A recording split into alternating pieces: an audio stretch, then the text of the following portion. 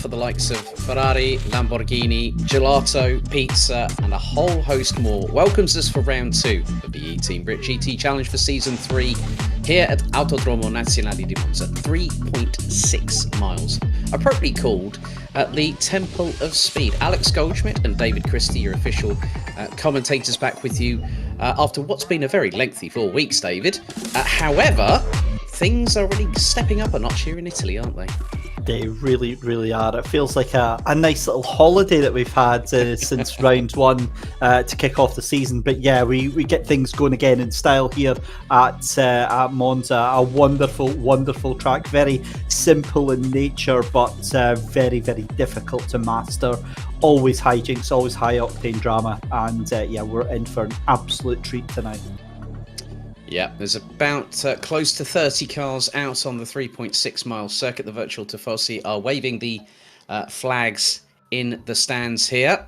But looking back over what we had last time, Dean Riley comes into this round as the points leader, having won what was a very, very action-packed, let's say, season opener back at Kyalami 4 weeks ago. And realistically, success ballast now comes into play, David, and looking at the top 10. Now, we've got no Nick Foster here tonight, so his 48 kilos will carry on to round 3 on the 20th of September at Oulton Park. But Dean Riley comes in with 75 kilos. Charlie Crossland, the runner-up from last time, 66 kilos. And as you can see, there's the points. So Riley leads by 5 points ahead of Charlie Crossland. Sean Campbell bringing Divario Corsa onto the podium for the very first time in, I think, what was their debut race. Nick Foster, 4th, ahead of Will Dendy. Stuart Ross French, Bobby Trundley, Rich Smith, Chris Pinchbeck, and Tim Lane round out the top 10. Looking at the team's championship standings on this particular occasion, it's a very different kettle of fish. Simsport Solutions, 33 points, so a 9-point gap over Season 1 champions, Zansho Simport.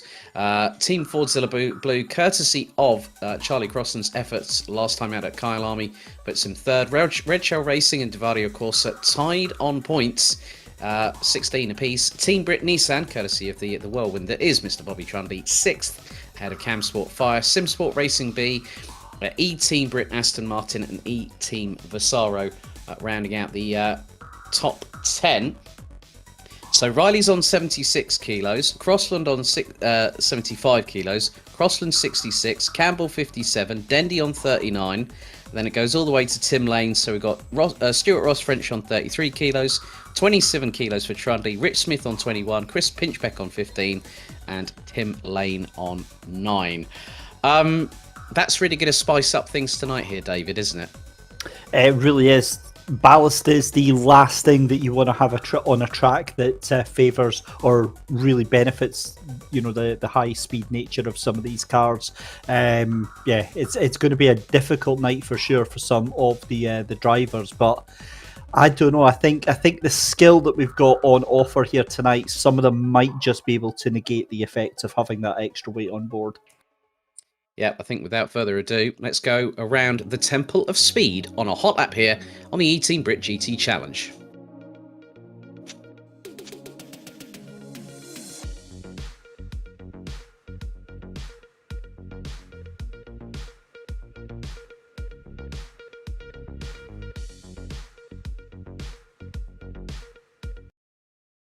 Welcome on board the number 69 Mercedes-AMG GT3 of Regan Mitchell as we go on a hot lap here at Autodromo Nazionale di Monza, crossing the start-finish line, heading down to the Rettifilio chicane, accelerating all the way up to 274 on the speedo from 6th all the way down the gearbox to 1st, 70 kilometers an hour on the first apex, 65 on the second, and then you start powering out of the corner, up through 2nd, up to 3rd, now up to 4th, going through the right at Curva Grande, hitting the apex at 5th gear, around about 220 kilometers an hour before you head towards the Variante della Loggia, the second chicane here, braking from 260 in 6th all the way down to 2nd, 80 kilometers an hour through the first apex, and through the right-hand second apex, you accelerate from 100 kilometers an hour.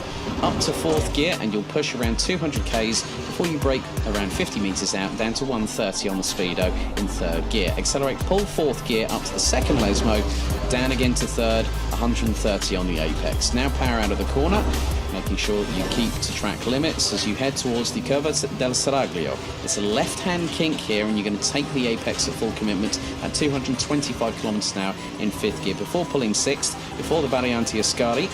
Now it's down from 6th gear down to 3rd, 140 kilometers an hour on the first entrance, and then into the exit at 180 before you start pulling the gears. You're up into 4th, you're accelerating up to 5th gear, now heading over to the Curva Parabolica, the final corner here at Monza, accelerating up to around 268 before you put on the anchors, down to 3rd, 135 through the first part of it, but then you start to accelerate. Now pulling 4th gear, going up the gears, exiting around 200 kilometers an hour, and you're going to accelerate to 5th and cross the line at 240 kilometers an hour in a 147.5.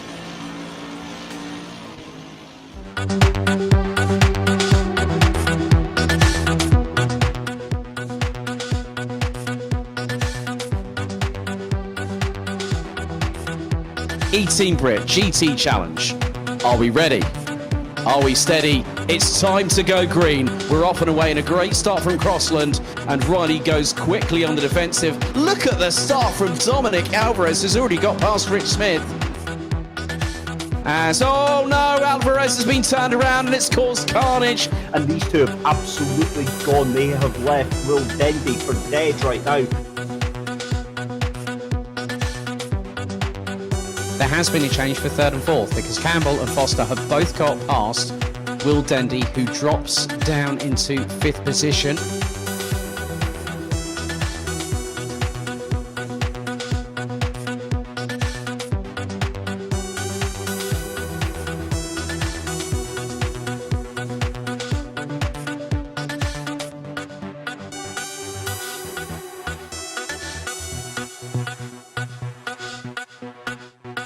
The battle for what is going to be 14th place. Vidago and Tyler. Well, Vidago's now got through. Oh, Spooner's gone wide. and they're up the inside at last possible moment. Goes Kieran Vidago. Take a bow, Kieran. That was a move and a half.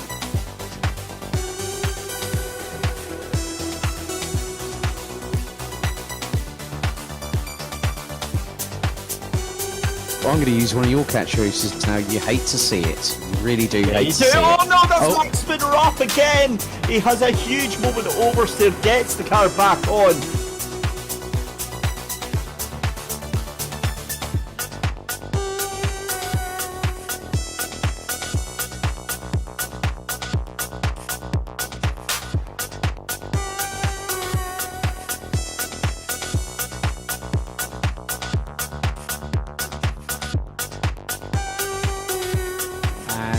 We now have our first pit stop window officially open. And this is awesome racing as you see them going through towards the final couple of corners there. Ballesteros tries to put it up the inside, but surely Chris Wilson's never going to have that. Wilson round the outside takes that position back by force and says not a chance, Sunshine.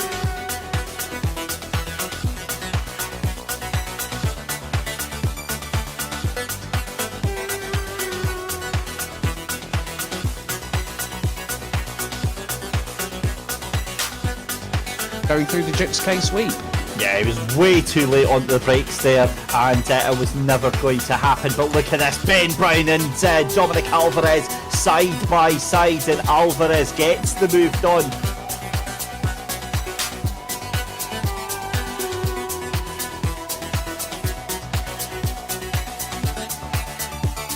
Luke is in the lead. Riley's done the undercut. He's made it work. 20 laps completed. As David Simon looking up the inside, a touch with Chris Pinchback.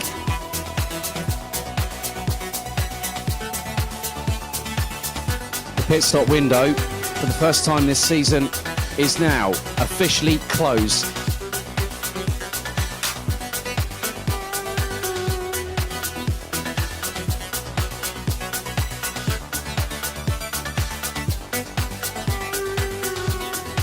Of that. Oh my goodness me! Oh, huge contact!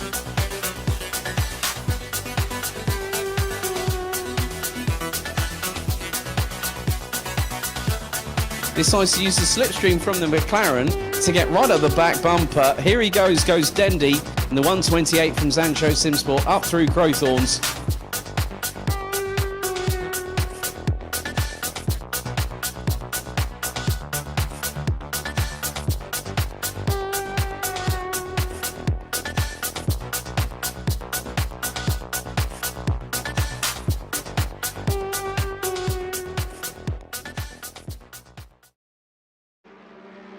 Right, we're a third of the way through qualification, and already we are seeing quite a few changes at the top of the timesheets. Dominic Alvarez, who was in contention before the first corner incident back at Kyalami, he's at the top of the timesheets with a 1 minute 47.376. And then next up, it's Goldschmidt. So two German drivers leading the way, both representing Team Fordzilla. Then we've got the Cavallino Rampante, the number 4 Ferrari of Kieran Vidago. Robbie Stapleford, who's standing in for Nick Foster this week, who's got a 45 kilo ballast. That's what you get if you substitute a driver. Martin Buchan now makes his return to the eTeam BRIT GT Challenge in the 666 eTeam Visaro Lexus. He's currently P5, and at the moment, David, top 5 currently separated by just over 5.5 tenths. Yeah, and that's a really strong start to the qualifying session here to see that sort of pace so early on. It's really, really good to see. What interests me as well, Alex, is momentum. It's such a key part of almost all of the circuits that we visit as part of this eTeam BRIT GT Challenge season, but none more so than here at Monza. That first chicane is probably in qualifying one of the most important corners on the track, because that sets up your entire lap. If you get that wrong, you might as well just think about binning the entire lap, because it all starts there, and then it all feeds around to the rest of the course, so around Biazzano, then up to the second chicane, the Lesmos as well. It is such a difficult track to absolutely nail, and what you'll find is the difference between, say, maybe 10, 15 cars is likely only going to be about maybe 4/10 of a second. Well, currently at the moment, with Mark Neuslings, one of the newer drivers to join the championship, that current gap is now 1.6 seconds. We ride on board with the number 74 of Goldschmidt. Now, Dominic Alvarez had a bit of a race to forget, but is here to prove a point at Monza. But coming out of the Parabolica comes the number 74. And good evening to quite a few people watching. Cameron Fife, good evening. Aaron Van Drooinen from Sim Racing Hub International is watching as well. Jean Pinchbeck, Chris Pinchbeck's mum, is with us. And good to see Cami Sturch, our runner-up in Season 2 in the AM title side of things. She's currently watching as well. Max Spooner, Mr. Rallycross specialist, and apparently he loves a bit of gelato. Well, that's why I mentioned gelato in the intro a bit earlier on, David. He does like his ice cream, doesn't he, Max? I'm not getting involved in that one, but yes, he does. It's a very specific brand of ice cream that I heard that he likes as well, but we'll leave that for maybe later on during the race. Look, joking aside, I mean, Max is due to get a really good result. He's overdue to have a strong performance. Had a decent time out last time, but he knows that he can do much better than what he's done already in that opening rounds. And tonight, this could suit him. He's not one for being shy, is he? He's not one that will not throw it in at any given opportunity. So don't be surprised to see him making a large addition to his 2 points. Yeah, there's Mark Neutelings and the number 555 Positive Perception car. Good to have the Bentley represented on the grid finally, after a lot of people have gone for either Lamborghini, Mercedes, Ferrari, Lexus. We've even got good old Godzilla, the Nissan, here at the moment, and the quickest out of the two, Nissan's no surprise, is Bobby Trundley. But I have been informed that Luke Pound has a 10-second penalty during the race for failing to attend the driver's briefing. That's a slap on the wrist before you've even gotten to go racing or even go onto qualifying. That straight away can put you in a bit of a hurt locker here, David. It's a bit of a daft one though, Alex, isn't it? I mean, it's such a silly thing to do. And oh my goodness me, Martin Neutlings did about £25,000 worth of damage to the back end of that Bentley. My goodness me.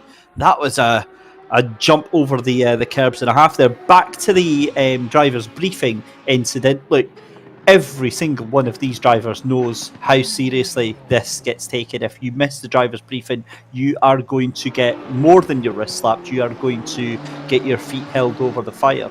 And there's no excuse for it. You turn up and you listen to what has to be said by race control. Exactly, you've got to mind your P's and Q's, and straight away that doesn't always put you in the greatest light with race stewards and race control. I mean, in real life, if you fail to... actually, one of the championships that I'm commentating on next week, funnily enough, where I'm actually going to go back over to Europe, you actually get fined for not attending driver's briefing if it's not a valid excuse. And that's quite, what we're giving away here, a 10-second penalty is quite light in comparison. Here is the man, the myth, the legend, Mr. Bobby Trundley, going through into Parabolica. Now, he's got a bit of ballast to carry, so the Nissan already a bit hefty in its composition, and he's got 27 kilos added to that car. But sometimes that can help with regards to traction through the corners here at Monza, can't it? It can. Sometimes more is more in terms of how the car handles itself, especially when you look to the Bentley. Bentley tends to go fairly well here. We'll excuse, obviously, Mark Neutlings, who proved to me wrong on that one. But yeah, I think he's got a good chance tonight. That GTR, it is big, it is bulky, and we don't really see it as much as we should do in this Minnesota Corsa Competizione, because it isn't as... It doesn't have the quick results as do, say, the Mercedes or the Aston Martin. It isn't as straightforward as those other cars, but it is in its day, and with the right driver behind the wheel, it can be a proper weapon. And look, I'm not saying that Bobby Trundley is a weapon, but he is the right man for the job to be behind the wheel of that GTR. If anybody has got the gumption and the gall to send it where it's possible, it's going to be Mr. Trundley. Yeah, one of the drivers not here tonight, Sandro Ballesteros for eTeam Aston Martin. He's currently been with the Junior Saloon Car Championship all weekend at Silverstone and has been at Brands Hatch today. So it's been a very, very big weekend for Sandro, who's currently now he's searching for sponsorship for a new chapter in his career. He's currently in karting at the moment, but hopefully wants to make the move to tin tops. So all the very best of luck to Sandro in that foray, and we hopefully will see him back for Oulton Park in 4 weeks' time. There's Kieran Vidago, just over 4/10 off now. Already, we're getting some people saying who their money is on, and a big thank you to Simsport Solutions, once again, our official broadcast partners for Season 3. Cami Search has already said that Goldschmidt for a podium. Kieran Vidago definitely pushing the limits of adhesion and also the track limits thereof, coming through the second Lesmo. That could have been a bit of a clean-up operation needed quite there, but he, luckily enough, kept the throttle planted in. But Dominic Alvarez, with over 0.4 of a second quicker on that lap than Goldschmidt. I mean, it's looking very much like there's going to be two Team Fordzilla cars, possibly on the front row, if things don't change in the next 11.25 minutes. Yeah, that could be a very, very good day at the races if that's the case for them, purely because qualifying, we always say this, don't we? It's a mixed bag, because obviously you've made the point several times, Alex, you know, times for show, points to go. But the thing is at this track, you know, it's so difficult to overtake. You have to send it. That's the only way you get past, because the cars are so fairly matched in terms of acceleration that trying to out accelerate a car out of corner is very, very difficult to do. So the 99.9% of the overtaking you're going to see is cars just trying to outbrake each other into the corners here. So with that in mind, I think Fordzilla, if they can get themselves up on that front 2 rows of the grids, I wouldn't put it past seeing them having a 1-2. Yeah, but I think Cami Sturch actually made a very good point on the chat as Charlie Crossland. Now, he's got quite a bit of ballast and he's just put it P4, 5.5 behind Dominic Alvarez. Regan Mitchell in the number 69 Simsport Racing Ferrari goes P6. Now, Cami Sturch has made a very, very good point. And she says, we know what happens to pole sitters at Monza. They get rear-ended going into the Rettifilio. That's dependent on if the person behind does not outbrake themselves first. So very good point there, Cammy. Cameron Fife is also watching. He's cheering on anyone that he knows, like within the Simsport racing community, the likes of Dean Riley, Rich Smith, Chris Pinchbeck, Kieran Vidago, Mark Neutlings, who's back on our screens once again, a little bit cleaner there from the 555 through Ascari. And we're heading into the last 9 or so minutes. Top 15 rounded out by Bobby Trundy, covered by just under 1.75 seconds. Ben Brown now makes his way through the Parabolica, currently P14 at the moment, and he's a couple of tenths up at the minute. Where will he filter in? Goes P13 and drops Mark Neutlings into 14th, who then puts the boot on the other foot and goes 6/100ths quicker. Just on the note, obviously watching the chat coming in from the likes of Cameron Fife and Cami Sturch, the comment about turn 1, and yes, to a certain extent, we know in public racing that's exactly what you expect. It's just chaos and carnage down at turn 1, and all the memes about is it GT3 racing if you don't get sent to the nether realm at turn 1. But I've been sorely disappointed every time I've seen Monza come up on a proper, you know, league race or a championship race, because it almost never happens. Fair enough, maybe 15 laps in or 20 laps in or whatever, it doesn't happen. But Yeah, Regan Mitchell goes third place. Oh, Regan Mitchell throws a little spanner into the works there with the Ferrari. That's a decent lap there. I've got. I don't really need to wax lyrical again this week about Regan and the time that I have for him, which is quite a lot. But anyway, yeah, turn one. There's a potential for it going wrong, but I don't think we're going to see it on the start of this race. I mean, if it was nearer towards the end of the championship, I could understand that people could be a little bit gung-ho, let's say. And realistically, when it's an all-in-one championship, there's no more pro and am. So everyone's in the same boat. Everyone's in the same situation. There's Sean Campbell, currently P3 in the championship. 12th at the moment, even though I spoke to him on the post-race interview after Kyalami, he said he wasn't too sure if he was in for the season. Well, it looks like that is the case because Charlie Purr has decided to jump into the second squad for Cadan Casual Apex and has gone with Ferrari power. And seems like a few people are coming through into the YouTube chat. Eric Molinati cheering on Scott Campbell. Prismatic Motorsports are looking forward to seeing how Dan and the crew from Cadan Casual Apex get on. Charlie Purr currently rounding out the top 20 positions as the Ferrari now makes its way across to the start-finish line.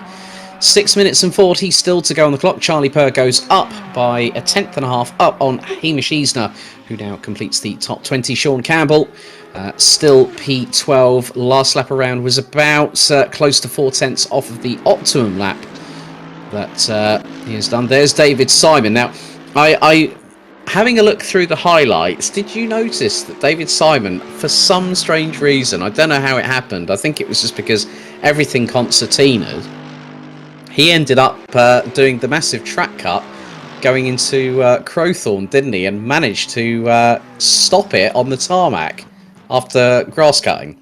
I was quite impressed with that, actually. It was some major car control there. Of course, I'm just thinking back to Kyalami and that incident on the pit lane entry. That was quite spectacular. I really hope we don't see anything like that again here tonight. But yeah, look, 5 3/4 minutes left to go in qualifying, Alex, and the time's starting to tumble now. Now we've got 10, 11 drivers under a second of the pole lap here. I think we're away to see some very, very rapid changes in the next 5 minutes here. Yeah, Dean Riley, the current points leader, currently down in 17th place, 1.8 seconds off of what we've seen. Now, we have seen a few of the marker boards, the polystyrene marker boards. They have been quite literally smashed to pieces, I think is the best term I can use. But it is getting a bit closer between Dominic Alvarez and Goldschmidt. Alvarez is still on provisional pole as we have just a sixth of the session left. Less than 5 minutes to go, and Alvarez, whose race was capped off by an unwanted disconnect when he was making his way into the lower part of the top 20. Goldschmidt, Regan Mitchell, Kieran Vidago. So Dominic Alvarez has aborted that lap and has done the old escape to the pit lane. Kieran Vidago, the second highest placed Ferrari, second only to his Simsport Racing teammate Regan Mitchell. So 2 Mercedes on the front row, 2 Ferraris on row 2, another pair of Mercedes with Stapleford ahead of Crossland. Martin Buchan putting Alexis into the top 7 as now wondering who that was that just straight lined the chicane. And Ben Brown, you better stop typing in the chat and better get on with qualifying, my friend, because you've still got 4 minutes. You can still put a couple of laps out there. That just makes me giggle sometimes, where they just go, "Oh yeah, lovely, mid-pack for turn 1." So if you've got time to make that statement on the YouTube chat, you've got more than enough time to get a quali lap in, wouldn't you say, David? I think it's more he's just accepted his fate. He's like, he's made peace with this now. He is okay with it. He's just accepted that this is what's going to happen. The problem with it as well, Alex, is that, sometimes you just know the car's done. Sometimes you just know you're not getting anything else out of the car or out of yourself as well. And I'll look at the times, and I'm obviously do quite enjoy going on to a Assetto Corsa competition, and I've got to be honest, I am pace-wise, I would be down. I'm looking 23rd. I would be probably about 24th or 25th position. I can usually on a good day I can do a 149.7, but the fact that you're looking already that's about 3 seconds off the pace for a 147.2 for the pole position is that is fast. And you also have to consider that a lot of those guys in the top 15 have got at least a little bit of ballast on. Yeah, and it is going to be about damage limitation for Dean Riley down in 17th. But also, when you look at where Charlie Crossland is, he's currently P6. And with the amount of ballast that he's currently got on that car, and that is 9 kilos less than what Dean Riley has. A brief yellow flag out, as there is a car actually stuck just outside of Scari, which might have just gotten back up and running. There's James Hall in the number 888 car, so that will be Charlie Purr in the Ferrari then. And there he is, back up circulating. So just under 2 minutes to go in the session here in qualifying for round 2 of the 8-round championship here on the eTeam BRIT GT Challenge. We are streaming on multiple different platforms as Kieran Vidago goes exit stage left, close to the tyre barriers on the left-hand side of the exit of Ascari. On the official Team BRIT Challenge, we're also broadcasting live on multiple different platforms, including Facebook and also Twitch. So a big thank you for those joining us. 90 seconds to go. There is Dean Riley. It was Rich Smith that went off the track a bit earlier on, as James Hall looks to have, I think, just gotten out of the way. And there's another bit of polystyrene flung left to the left-hand side there. But Dominic Alvarez looks to take his first pole position. It was Charlie Crossland in the first round of the championship 4 weeks ago at Kyalami. And David, it looks like a lot of times are not improving, but I'm hoping that Dean Riley, if he gets across the line within the next 45 seconds, it might be a bit of a tall order, but if he can get into the top 15, he might have an opportunity of getting some points, but also he won't have to worry about ballast for round 3 at OULTON Park. Yeah, and that's it. I mean, obviously qualifying is important tonight, but we just don't know. There's too many moving parts in this to see how it's actually all going to pan out. So that's the great thing about it, is the fact that it's such a wide spread in terms of the talent that we've got on offer tonight. So I think there's big gains to be made further down the field. So if you're starting outside the top 20, don't worry about it. You've got a really good chance of getting yourself up there. But if you're outside the top 10, that's when things become a little bit more difficult. They do indeed. They do indeed. But that is it for qualifying. And we've got about another 2 and a bit minutes for drivers to put in their final hot laps. Dominic Alvarez still on provisional pole.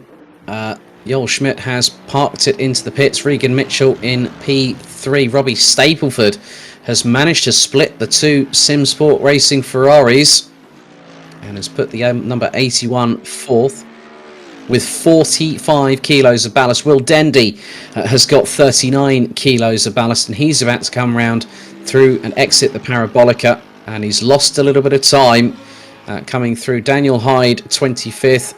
Daniel Hyde actually goes up into 24th position. So Dominic Alvarez becomes the... You know what? That's really funny. Dominic Alvarez now becomes the second Team Fordzilla driver in 2 successive races, following on from Charlie Crossland at Kyalami, to take pole position, and by quite a considerable margin. Goldschmidt in second, Regan Mitchell third, and then Robbie Stapleford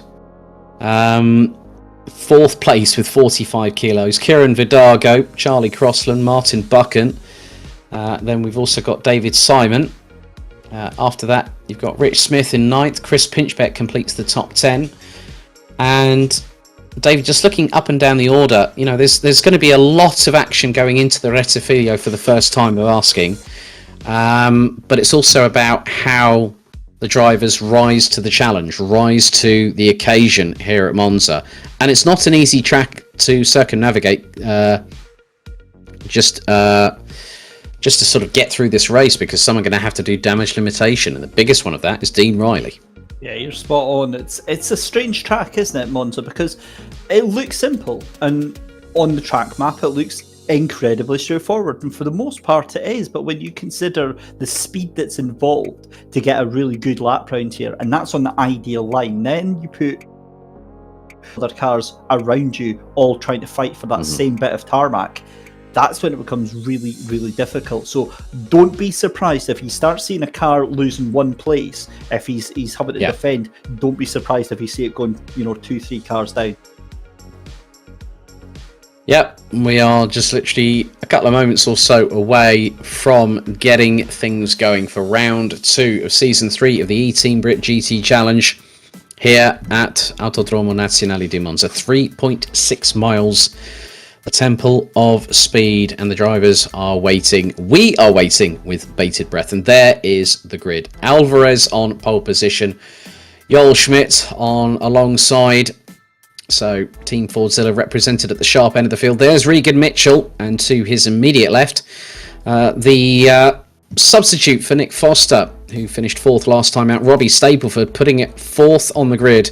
He's recently won, I think, Season 6 of the Simsport Racing GT3 Challenge, so very credible young driver. He starts 4th. There's Kieran Vidago, and alongside we've got Charlie Crossland.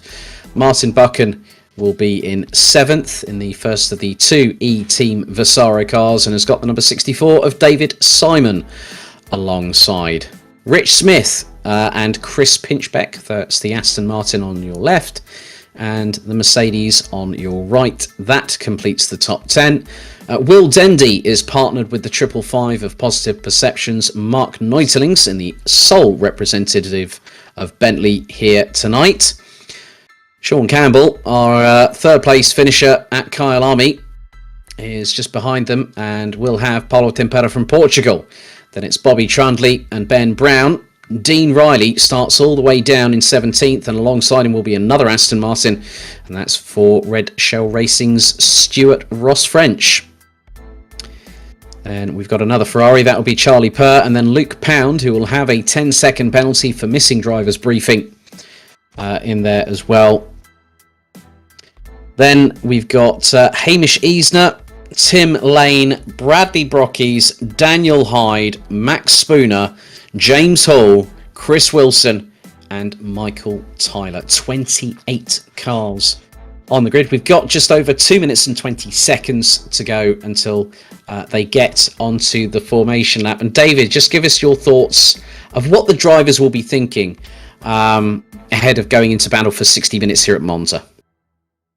A lot of it is going to be keeping it cool, calm and collected, Alex, for that first 10 minutes. It's so important to get a good start and to avoid any chaos and calamity. And I'm going to ignore that comment from Martin Buchan just coming in on the chat there, saying that the only thing that would be make him more nervous would be having David Christie on the grid next to me. Do you know what? After my real life hijinks, I wouldn't actually blame you for that. But in all seriousness, we have this conversation all the time, Alex, about the difference between real life racing and sim racing. I can assure you the nerves, the excitement, the adrenaline goes through these sim racing drivers just as much, just as intensely as real life. In fact, even more so, because the level of performance that's expected from you out there on the field is it is absolutely stellar. So we're in for a great race. I just hope these guys and girls can keep it nice and calm for the first 10-15 minutes. Then they can knock lumps at each other. Yeah, well, Phil Webb, the team boss of Divario Corsa and Cadan Casual Apex, also watching, and he said, damn, this is going to be a good race. And then instantly says the words, turn 1. Well, that just says it all, really. A big thank you for everyone tuning in. It's really, really a pleasure to have you along with us.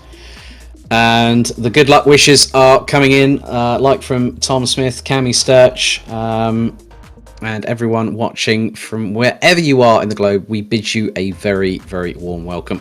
Track temperature 33 degrees Celsius, air temperature 26 degrees, server time now at 2:04 p.m. So for those of the uninitiated of you out there, don't know the format, we'll just lay it down very, very briefly. It's a 60-minute race. There is a mandatory pit stop, which does include a 30-second pit stop.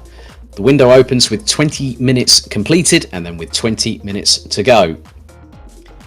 However, they're about to get things underway, and some of the drivers have put the headlights on. The mind games are already starting, and Dominic Alvarez now leads the field away from the starting grid, followed by Goldschmidt, Regan Mitchell, Robbie Stapleford, Kieran Vidago, and a lot more. Now, David, one of the more important things, just like in real life, you've got to get your weapons sharp. You've got to get the tyres up to temperature, the brakes up to temperature.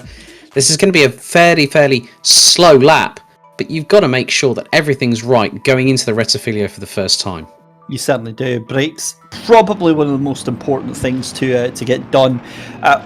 Thankfully, there's a really good way of doing it in a cyclocross competition, which is where you run the brake at the same time as being on the accelerator, where it does slow the car down considerably, but it puts heat into the tyres, into the brakes, and the heat from the brakes then seeps through to the tyres. So it's a fascinating way to see the drivers preparing for the races. That's exactly what they're doing just now, and again, it's another thing that's so completely different to sim racing in the days of old, where drivers actually have to put in the work even more so to get that stuff up. Also, setup is a big thing as well. They've got to make sure they've got enough pressure in the tyres, and that the setups are absolutely on point for them as well. But yeah, a lot of work going in right now, and some last minute changes going on.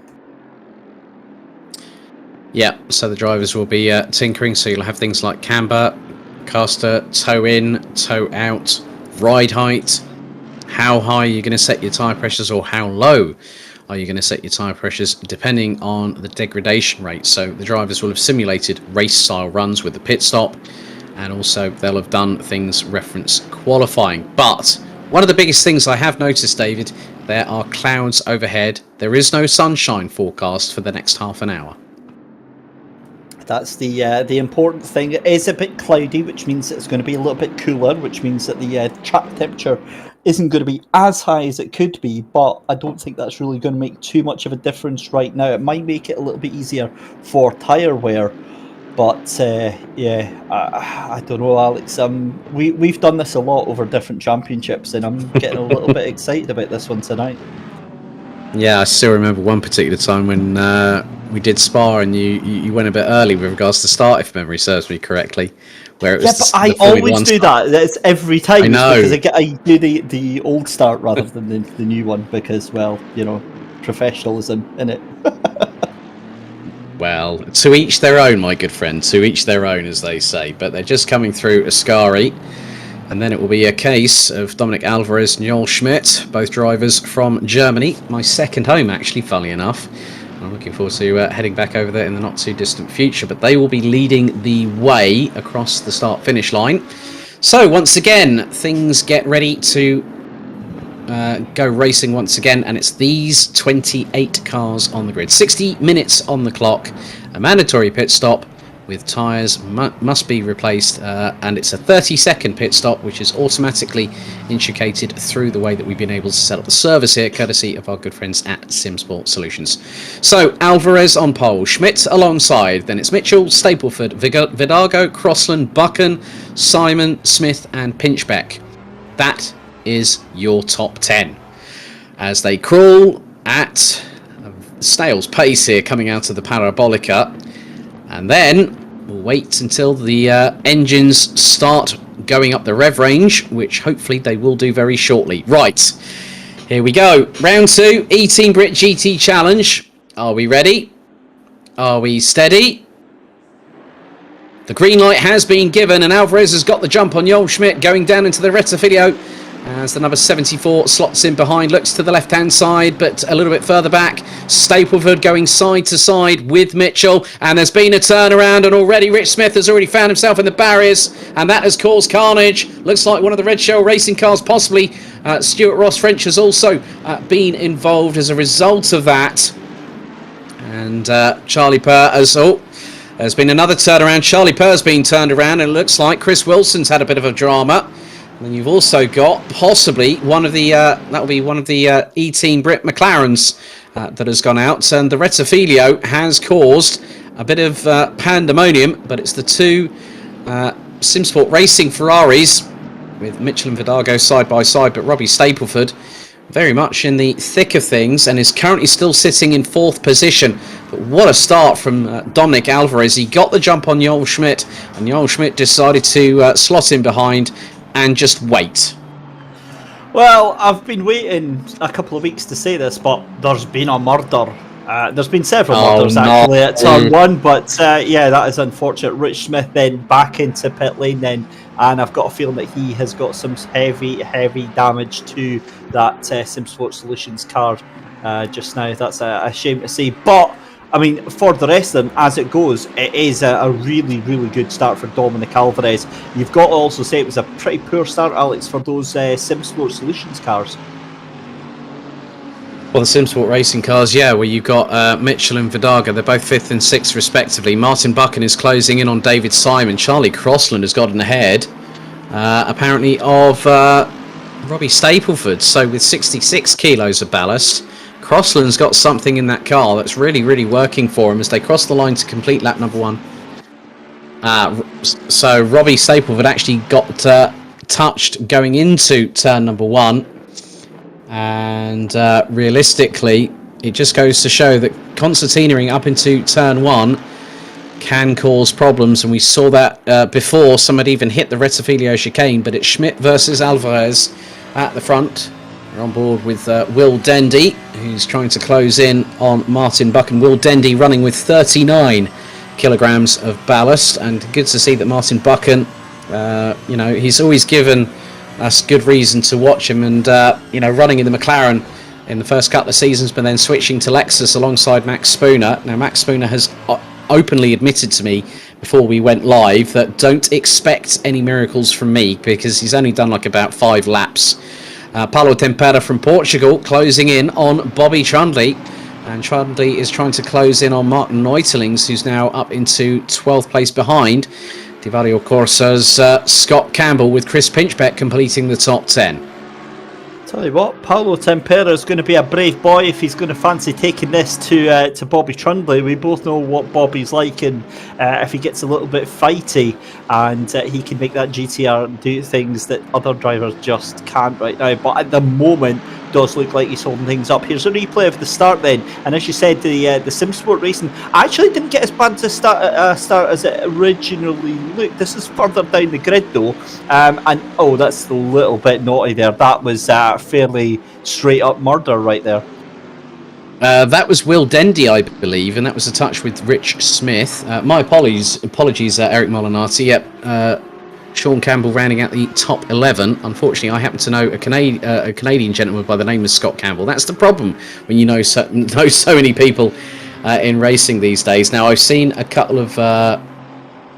Oh, now we've got dramas there. Now, that was Will Dendy on the start-finish straight. And the biggest... What's happened to Joel Schmidt? Joel Schmidt has dropped all... he's all the way down to 18th place. What on earth has happened there?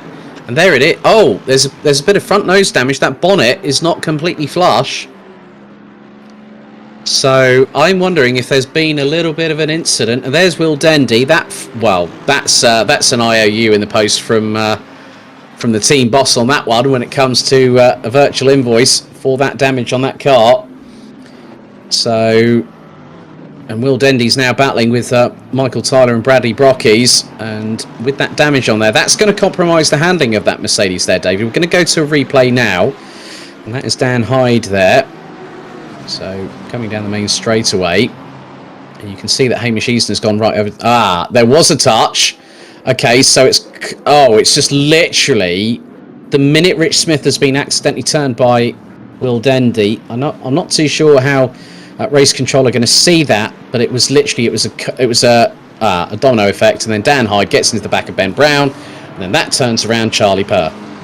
Oh my goodness me, that was a cracking pull shot. That's 2 balls into the pocket for the price of 1 there. So yeah, great stuff. But yeah, Dan Hyde's going to get absolutely spanked from race control over that one. That was pretty poor on the exit of turn 1. I mean, obviously there's a lot of cars there, and it's very, very easy to do. But yeah, they'll not be taken too kindly to that one.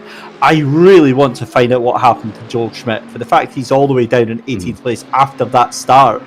Yeah, that is a very, very strange one to be sure. But I've got to be honest, it's a little bit more aggressive of a start than I thought it was going to be, Alex. Yeah, Will Dendy's now gone into the pit lane to repair the damage, and that's going to drop him out of the top 25. And we've got 13 minutes and 50 seconds until the pit stop window officially opens. And every driver that does not make a mandatory pit stop. Okay, let's have a look. Now he's closing in, and he's got a good run. Now this is going to be heading into Ascari. So into Ascari they go, into the left. Now into the right. He bumps the... Oh, look, whacks the curb on the left-hand side coming out of Ascari. And the front end spears into the barriers, and that's why Goldschmidt has ended up where he is, and he's on a bit of a comeback trail. Is the number 74, Jol, based out of Germany, and is closing in on Max Spooner, and you can see there that with Luke Pound, the 10 seconds that is now being applied is because of the fact that the number 66, currently in 23rd position, missed practice. Missed the driver's briefing, and now we're going to see this is. Right, now this is Dendy with Pinchbeck just behind. Pinchbeck goes to the right. Oh!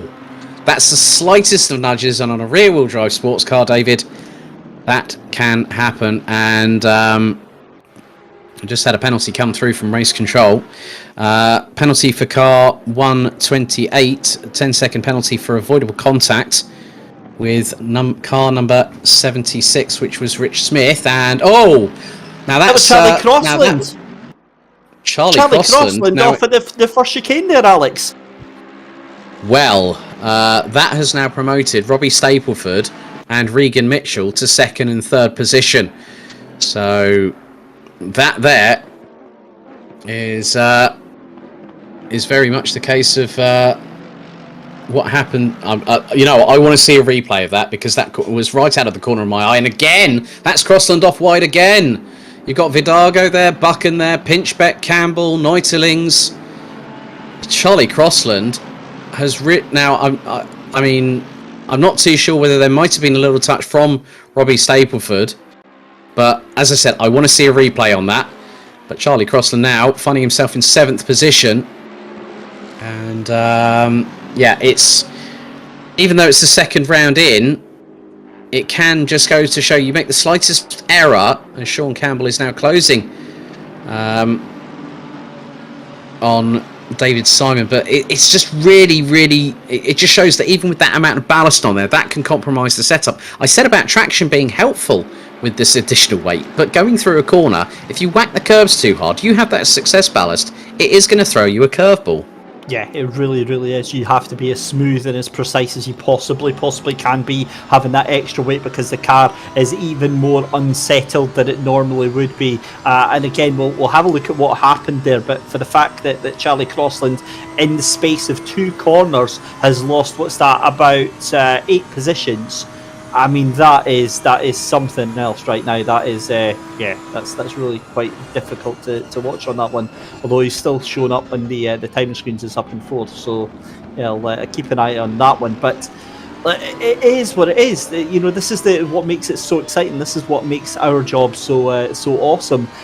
Unfortunately, I do have to say, I mean, Martin Buchan in the 666 car in 6th place. As much as it pains me to say this, he's having a cracking start to this race right now, up into 6th position. Yeah, you can see behind you've got Chris Pinchbeck Right, okay, here's a replay now. Now, this is between Stapleford and Crossland.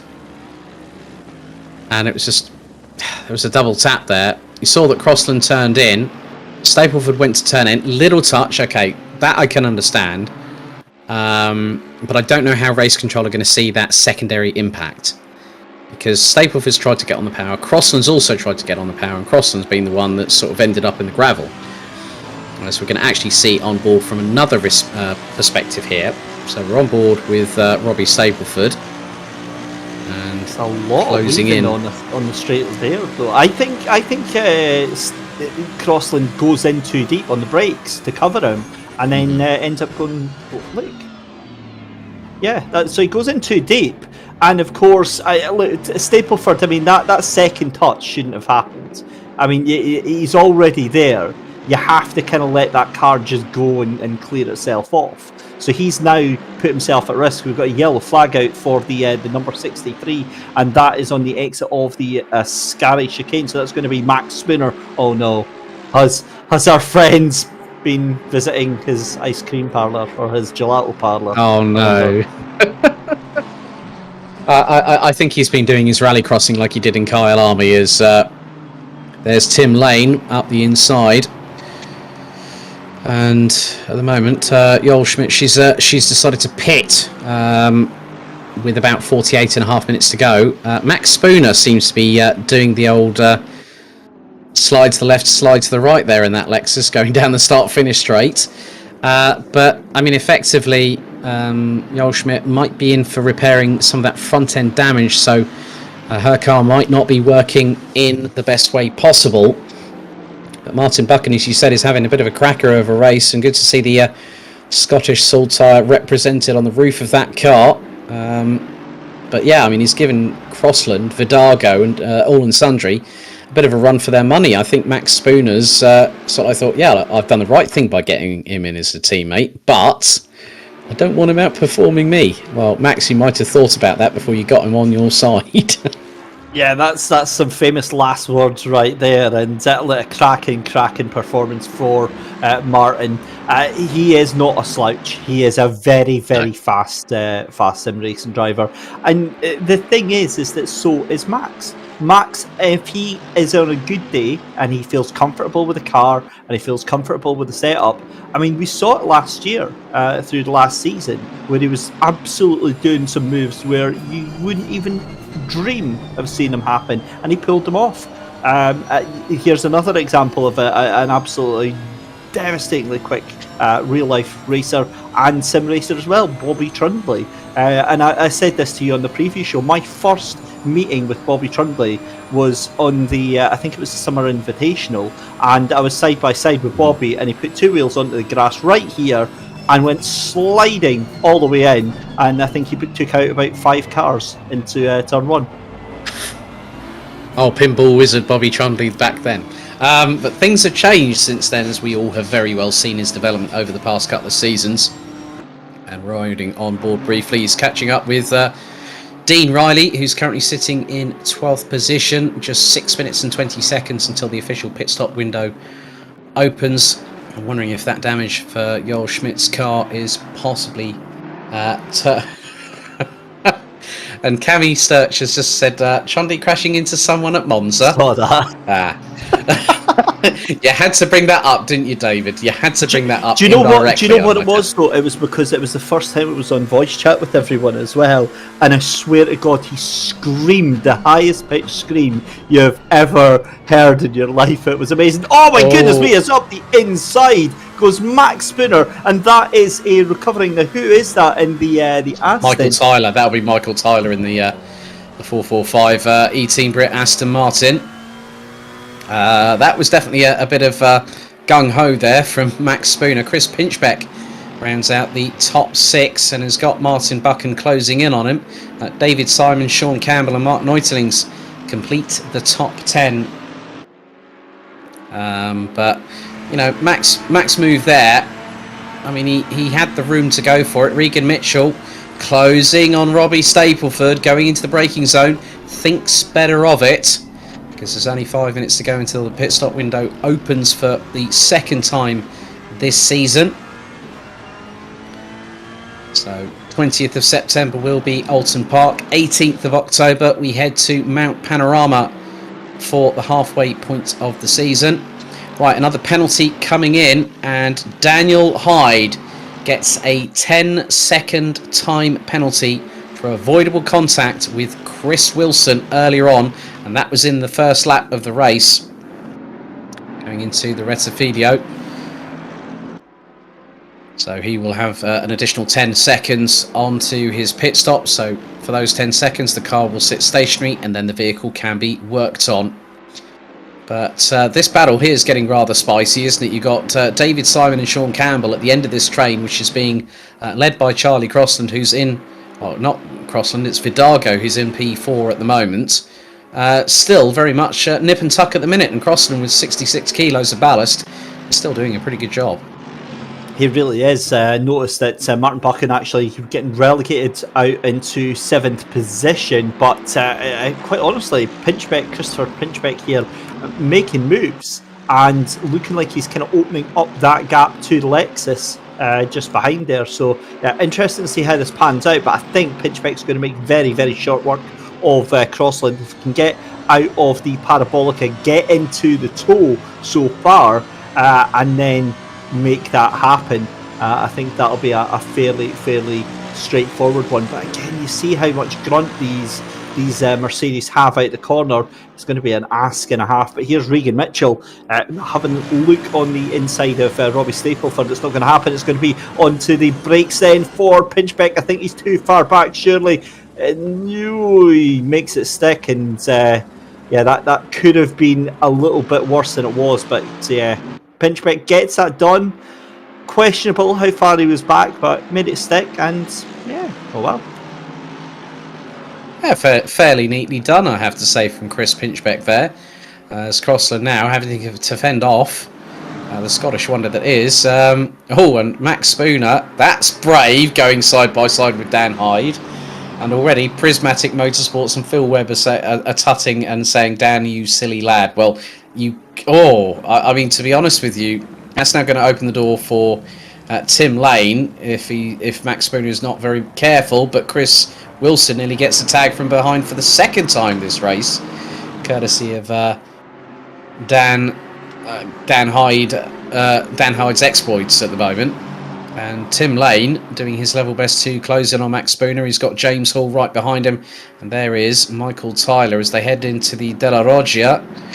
Second major chicane on here. There's three of them with Ascari over the far part of the circuit. But at the moment, Dominic Alvarez now has an 8.2 second lead after 9 laps. We're on lap number 10, and he's ahead of the 81 of Zansho Simpsort's Robbie Stapleford with Regan Mitchell. As Tim Lane goes off after the first Lesmo. A bit of misjudgment there, I fear. Yeah, that's frustrating, isn't it? Because you're trying your best to hold on to that position. You make a small mistake and it all goes wrong and you lose 2 places from that. But this is on board then with Martin Buchan on the run down the start and finish straight there. He's got Charlie Crossland in his sights. Charlie moves to the inside then. Gets very defensive into turn 1, tries to squeeze Martin Buchan a little bit into the first corner, goes deep as he did that 2-3 laps ago, and Martin Buchan going to have to think better of that, try and line him up again. But I don't know why Charlie is getting so defensive here. I know obviously the car is not how he'd like it to be right now, but driving defensively, you're just going to slow yourself down that little bit more. And Martin Buchan, if he keeps driving the way he is right now, he will be past him very, very shortly. Yeah, very, very true. So 45 seconds to go until the pit stop window officially opens here at Monza. James Hall gets passed by Michael Tyler for 22nd position. There is Tim Lane. Just keeping my eyes now. Goldschmidt she's returned to the track and is now back on at running at 1:48.7s and is down in 26th position. So could very quickly is about 40 seconds behind Luke Pound, who rounds out the top 25. But here's where the strategy comes into play, because, ladies and gentlemen, pit stop window opens for the second round of the season.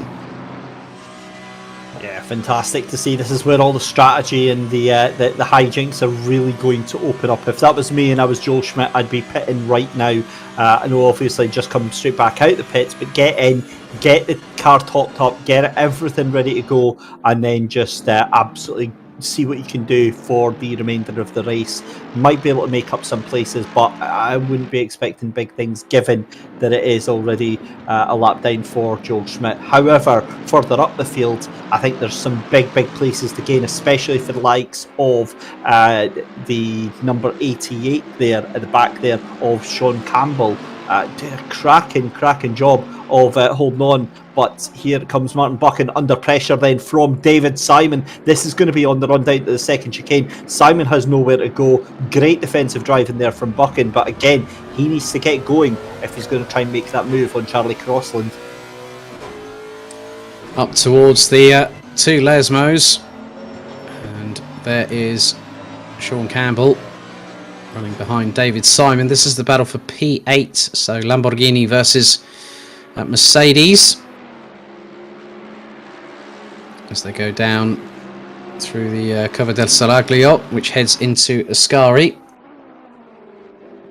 And also good to see that both, if the more astute or the more eagle-eyed of you might see that on both the Cadan Casual Apex and Divario Corsa Lamborghinis, look at the big stripe down the centre of the roofline on Sean Campbell's car. There is the pride flag being shown, and it's also got it on the end plates of the wings of both the Cadan Casual Apex and the Divario Corsa rear wings as well.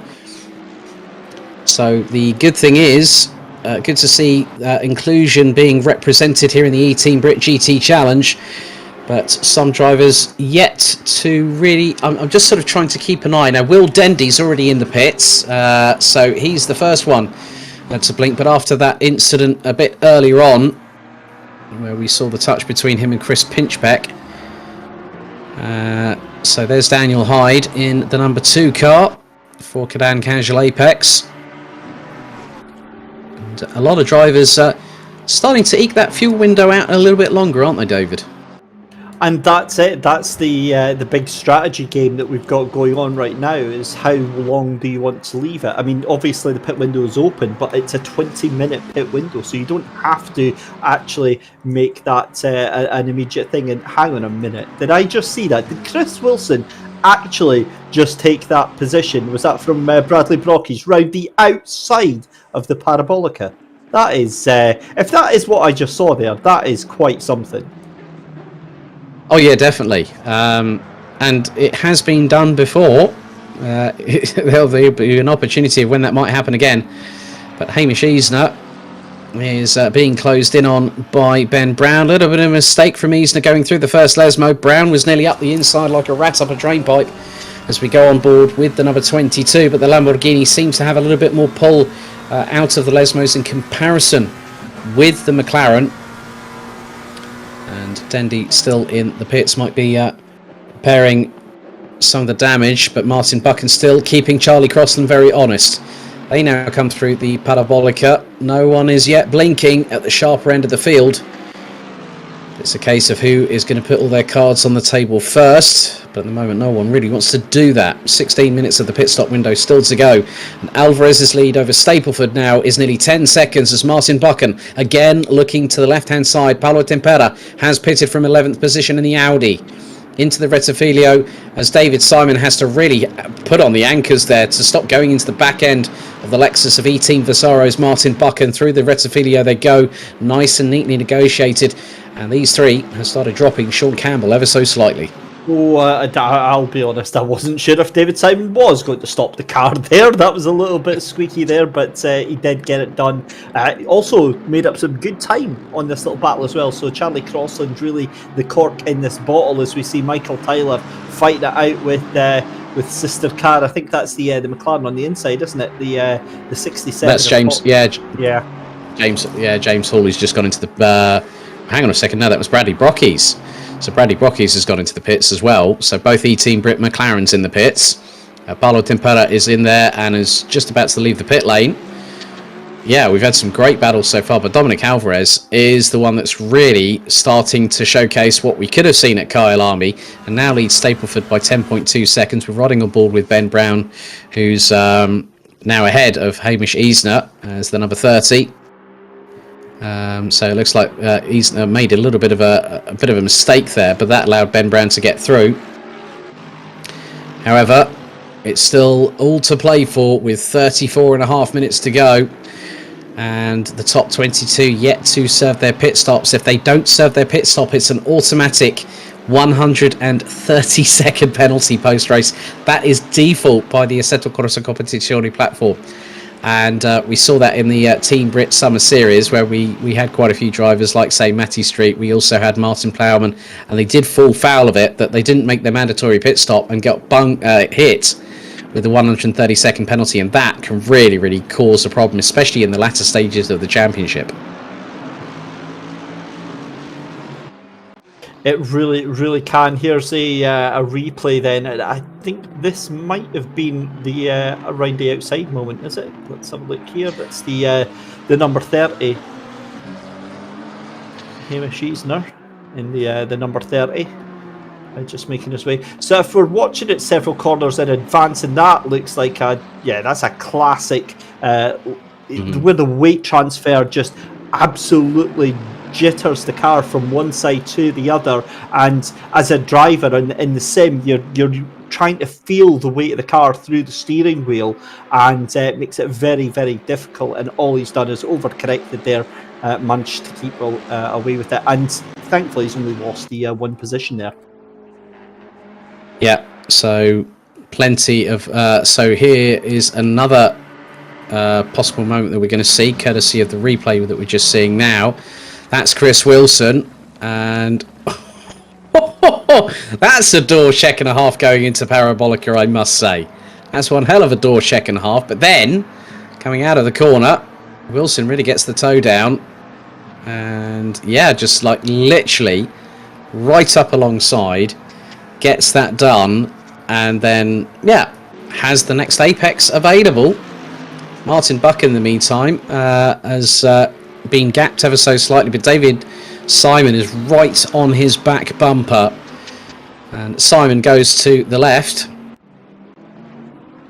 and this could be very, very close between the pair of them. They're side by side. Oh, there's a clash of wheel arches, and Simon is literally more than a bit robust there, as Buchan ends up losing out the place, and we are getting word of a penalty. Right, Chris Pinchbeck gets a 10-second penalty for that turnaround on Will Dendy. 10 seconds on the pit stop will be added to Chris Pinchbeck, as now Sean Campbell looking up the inside into Della Roggia in the Lamborghini, and Martin Buchan, I think, just pretty much conceded the place there just to help his strategy a little bit. But I mean, David Simon was definitely elbows out right there, wasn't he, going into the Rettifilio, David? We spoke about this, Alex, just before the race, about momentum and how important it is to hold on to whatever momentum you can have during this race. And to be honest with you, I think Martin Buchan's time has run out in terms of whatever is going on with that car, if it's the tyres or if it is fuel or the setup, or something is just not happy with that Lexus right now. But here comes Max Spinner on the back of the 68. I believe that is Chris Wilson, isn't it? That's in the car just in front of him. And this is what I mean. I mean, Max in his day is a fast driver and can send it like the best of them. Yeah, just noticed that James Hall has pitted, Luke Pound has pitted, Michael Tyler has pitted. Spooner not giving up yet.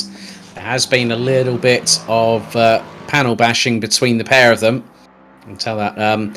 If you do want to follow the live timing, it's at pitwall.live/timing/Simsport. Spooner now trying to get the run on the McLaren. Don't tell me he's going to go through there like that. And he's got through. He's got past. So Spooner up into P15. In the meantime, Riley has pitted. Pinchbeck has pitted. Regan Mitchell now in the pit lane.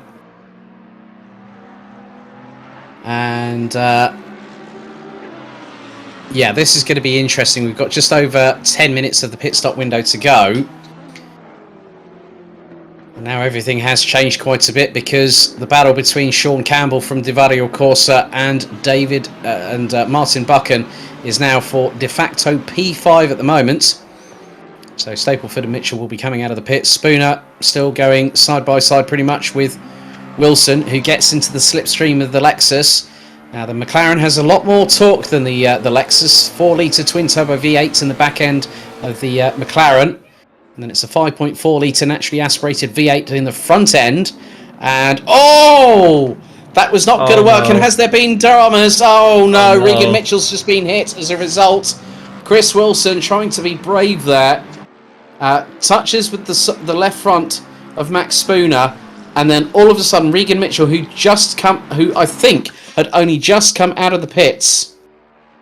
That had caused a major problem for Regan Mitchell. That could compromise, but the leader, Dominic Alvarez, now in pit lane. Oh man, that's that's a horrible one to see there. We'll need to get another replay of that one, obviously. It's going to be difficult to apportion blame on that one. There was the two cars on the braking end, on the braking point into a corner there. And I don't know what to say. I'm absolutely devastated for Regan Mitchell. I've got a gut feeling that Max might be getting in trouble for that one. Again, I'll have to see a replay to confirm that. But I'm devastated for Regan. He was so fast. I think he was third place at that point before he went into the pits. And to come out like that, that's not good. Yeah, I mean, we'll leave it until race control to decide that. But Mark Neutelings finds himself in P3 at the moment. So Charlie Crossland is now the leader with 28 minutes to go on the clock. Martin Buchan in second. There's Mark Neutelings. So we're going to have a look. So Max Spooner keeps to the right-hand side. Wilson now goes to the left. Spooner has to avoid. That was probably Michael Tyler coming out. And then all of a sudden, that's a 50-50 on that.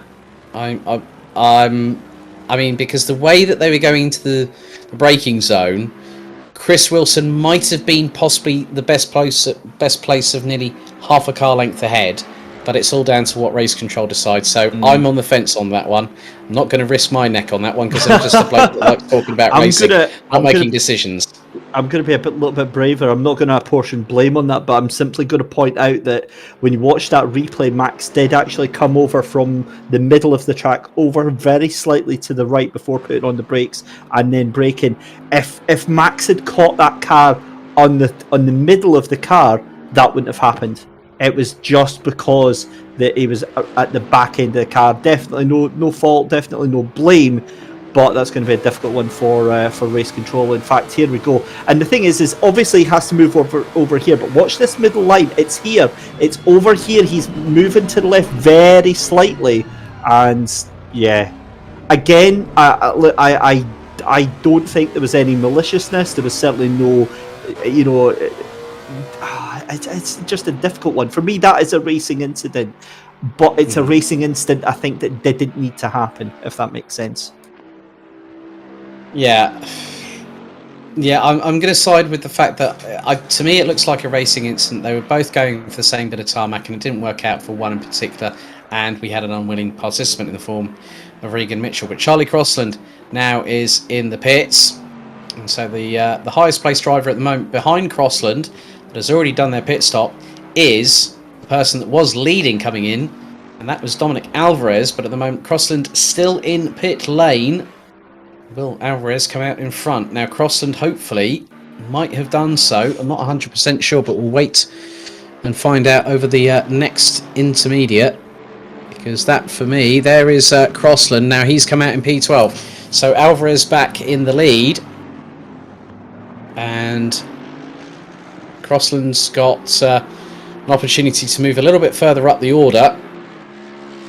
But Martin Buchan has just over five and a bit minutes. So we're going to have a look at this replay again, but this time from the overhead view.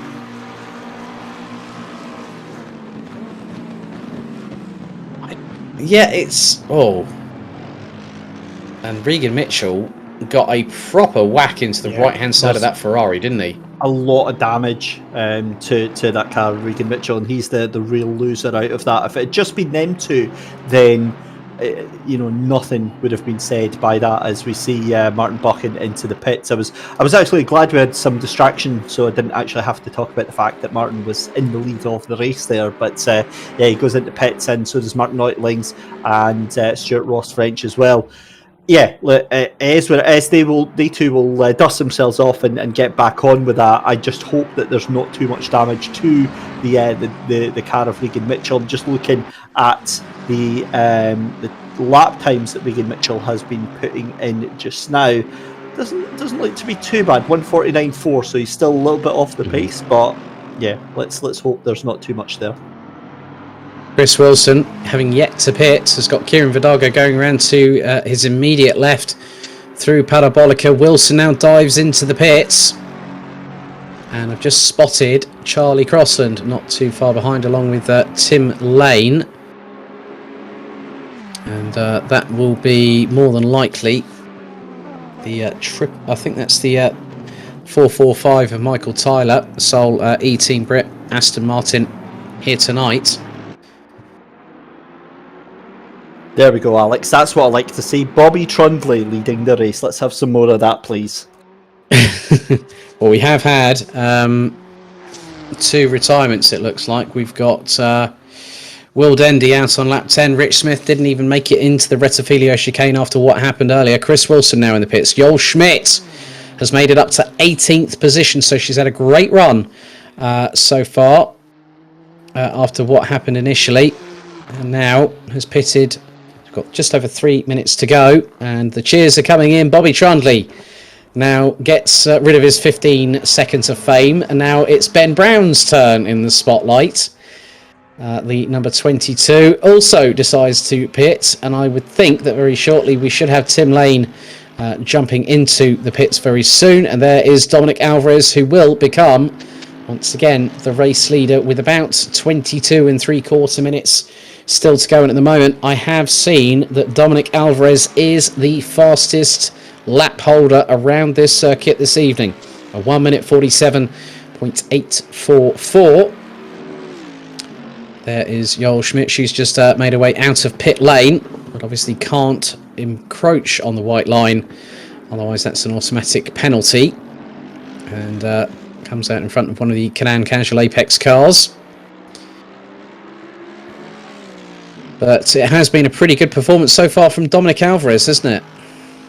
Yeah, it's been a fantastic performance from Dominic just now, given the fact that, what was that, before pit stops he had a 10-second lead going over to Robbie Stapleford, but that's not a 10-second gap, if anything. That seems to be coming down quite massively right now. In fact, that gap's down to 7 seconds to second place of Robbie Stapleford right now. So Dominic Alvarez, we'll keep an eye on that, just see if that's maybe his tyres taking a bit of time to warm up, but that gap is starting to come down very, very slightly, Alex. Yeah, Robbie Stapleford, no slouch either. The gap now down to 6.6 after the, or 7.6 after that next intermediate. Going to have a little bit of a replay here. Now here's one of the Team Ford.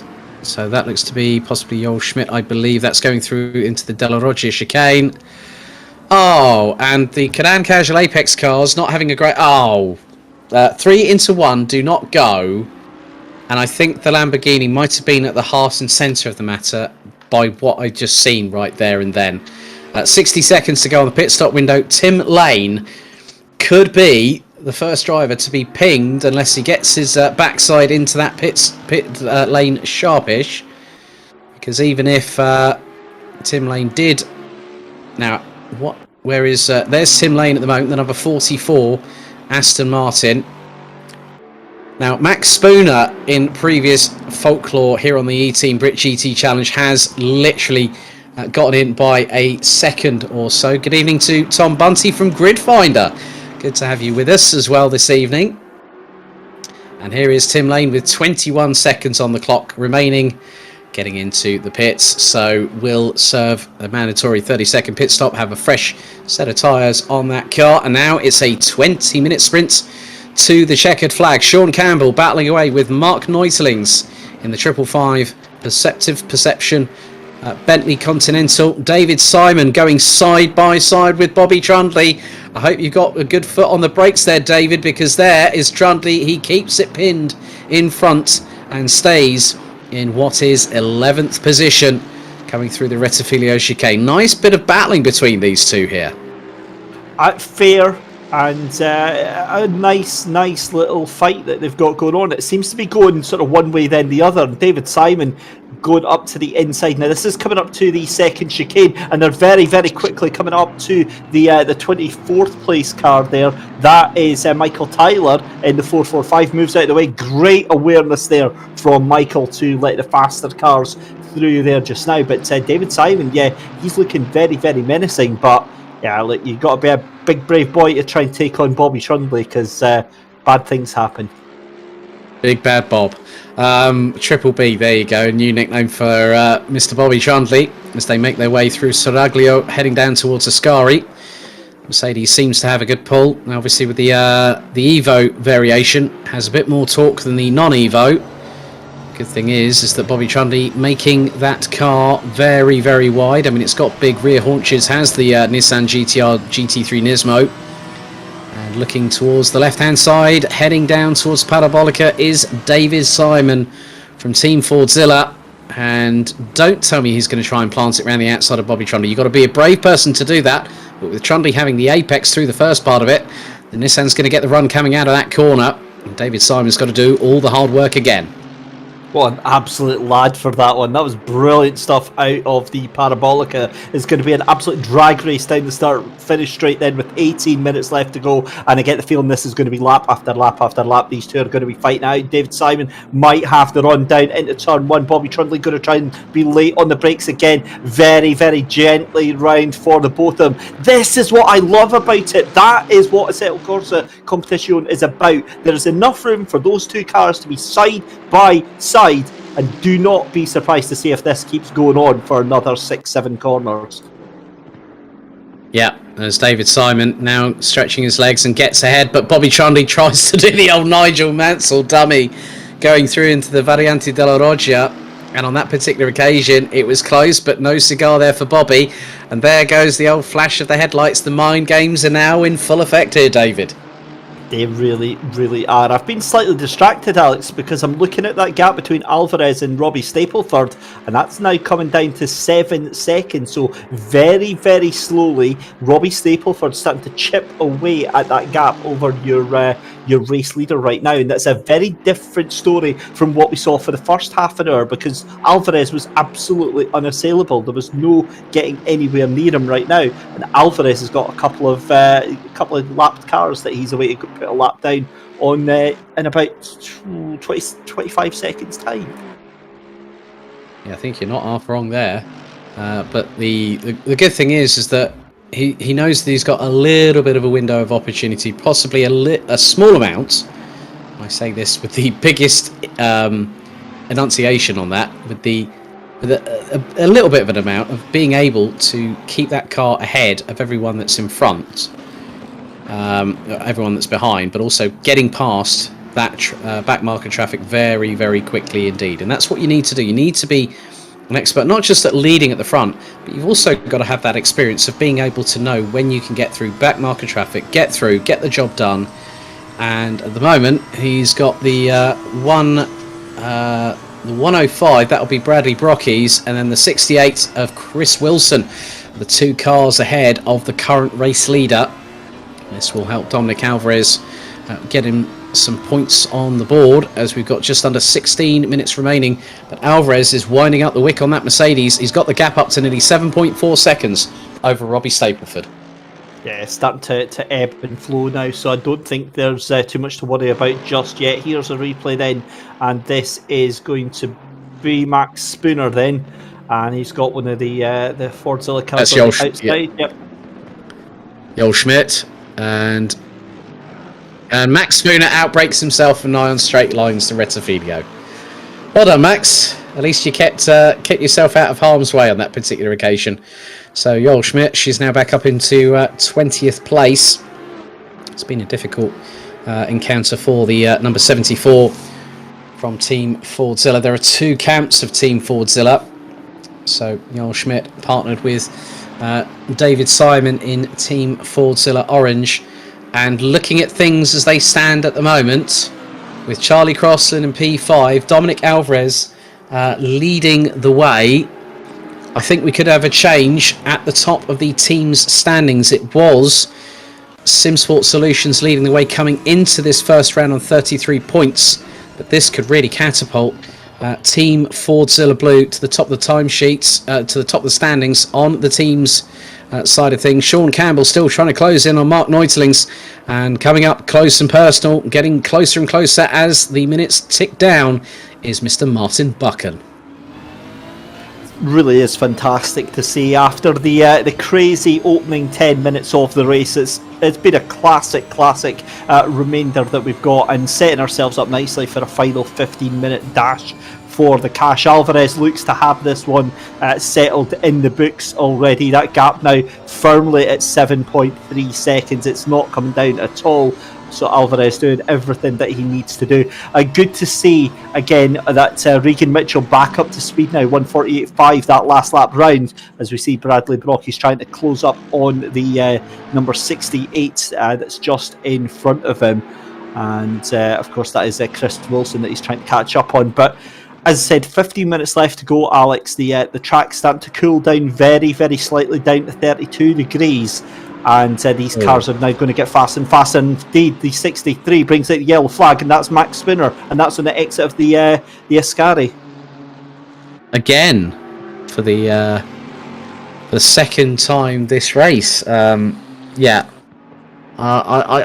and also, I've just seen, I think Max Spooner might have retired from the race because he's in the pits now. Bradley Brocky's going side by side. That's brave on Chris Wilson. That's going through Cova Grande and into Della Roggia. Bradley Brocky's, will he get the brakes on at the right moment? Into the chicane. Chris Wilson still going side by side. Wilson's going to get the inside run, but Brocky's round the outside. Going out to Della Roggia. And here's Sean Campbell. And he's trying to get the move done through the Rettifilio. Trying to power out of the corner in the Lamborghini. And he's still got that big old Bentley of Mark Neutlings around the outside going through Cova Grande. And again, we could see a repeat of what we just saw between Wilson and Brocky's into Della Roggia. Martin Buchan, don't you dare make it 3 wide going to the chicane, you absolute charlatan. And he might have heard me right then if he's got the stream in his ears. But good work there between Neutlings and Campbell. Campbell was looking briefly up the inside of the 555 Bentley, going through into the first Lesmo, and thinks better of it. Yeah, I'm not a fan, if I'm honest, of Neutlings pushing Campbell to the grass there, basically showing him no room on the start-finish straight there. Not the biggest fan of that sort of behaviour, but it is racing after all, and you get the feeling that Martin Buchan is just trying to keep these 2 in check, but knowing that there's a high potential for collisions, and Sean Campbell tries to go around the outside. Oh, that is a beautiful move there, Alex. Yeah, but look at what's just happened. The door's been opened by Mark Neutlings as a result of that. Martin Buchan now to the outside on the straightaway down towards the Parabolica. Martin Buchan might have gotten the legs on the Lexus in comparison with the Bentley. He turns it in, he gets the apex, and now Martin Buchan finds himself in 6th position. Maybe a top 6 could be on the cards. 11 minutes and 10 still to go on the timer. Yeah, and he's still within striking distance of Sean Campbell there in the 88 Lamborghini right now. But again, look at the legs that Bentley has got from Mark Neutlings. He's absolutely charging on the start-finish straight here, onto the brakes there, and going to leave no room whatsoever. Martin Buchan has to turn into the corner, gets it done, and shows a little bit of retaliation to that Bentley. Yep. One good turn deserves another, so to speak. Mark Neutlings, we ride on board on the 555. Positive perception. Bentley Continental GT3. As we head into Della Roggia once again. But this time, Martin Buchan gets a little bit of a distance between himself and Crew's finest in terms of the machinery that Mark Neutlings I've seen in quite a few times. I think the first time when I came across him, he was running in a Bentley. It's good to see that he's gone with a car that he knows very, very well indeed. Look behind. Oh, now, was that a bit of a wiggle there from one of the Nissans? That was possibly Bobby Trundley there, maybe, or that might even be Luke Pound. No, that is Bobby Trundley, because there is Dean Riley, who's closing in on David Simon. So it looks like we could have a little bit of a fight on our hands for the final spot in the top 10. And the more important thing here is that Dean Riley has been running on 75 kilos of ballast the entire qualifying session, the entire race. And that ballast is going to switch to Dominic Alvarez once the checkered flag flies. That is a bit outrageous, actually, that Riley's still able to keep the pace that he has got and get some good points as well down in that 11th place with all of that weight on that car. This is exactly what I was saying on the build-up as well, is that the ballast is a big issue, but some of these drivers are going to be able to drive so well that they can almost negate the extra weight that they're going to be given by their turn of speed. So, yeah, brilliant drive there from Dean Riley in that 222 Aston Martin. And you wouldn't put him past getting into the top 10 as we see Michael Tyler having a look at Dan Hyde. Oh, and there's a little... whoop. A little bit of a touch from behind there. You do say that rubbing's racing, but you don't want to have too much damage on the front of the car or the back of the car, because that can actually upset the aerodynamic balance. And if you've got damage on there, it could make you a little bit slower on the straights, a little bit... the car could be a little bit looser going through into the twisty stuff. But at the moment, the gap seems to be stabilising between Alvarez and Stapleford. Stapleford now nearly 7.6 seconds behind Dominic Alvarez. Regan Mitchell and Kieran Vidago complete the top 4. Charlie Crossland keeps himself in the championship hunt, and I think this could actually propel him to the championship leaders. Michael Tyler trying to look every which way but loose to try and get past Dan Hyde on that particular occasion, but loses a ton of momentum coming out of the second Lesmo.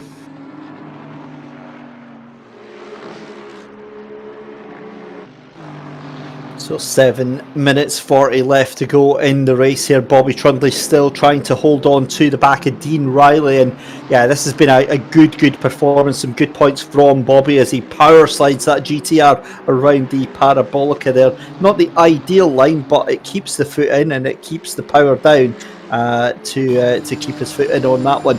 Looking at the gap between Dominic Alvarez and Robbie Stapleford, it's safe to stick a pin in that one and say that it's done, because that gap now 8.0 seconds right now. So yeah, cracking job from Alvarez. He's had control of the race all through this evening, and quite honestly, Alex, he's made it look very straightforward.